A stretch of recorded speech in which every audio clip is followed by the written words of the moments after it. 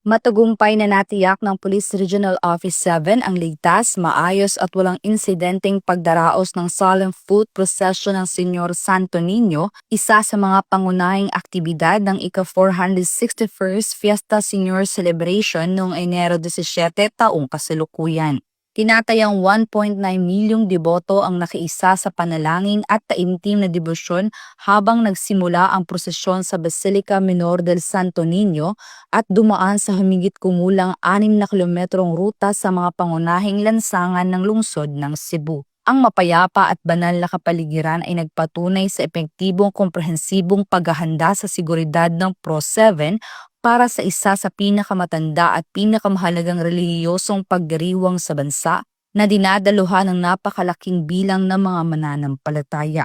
Mahigit 2,000 tauhan ng seguridad ang estratehikong ipinwesto sa kahabaan ng ruta ng prosesyon sa mga pangunahing lugar na dinadagsa ng tao at sa mahalagang interseksyon. Sinusuportahan ng mga ito ng mga emergency response team, mga sinanay na student volunteers at force multipliers upang matiyak ang tuloy-tuloy na crowd control, pamamahala ng trapiko, tulong sa publiko at agarang pagtugon sa anumang sitwasyon sa kabila ng dami ng mga kalahok.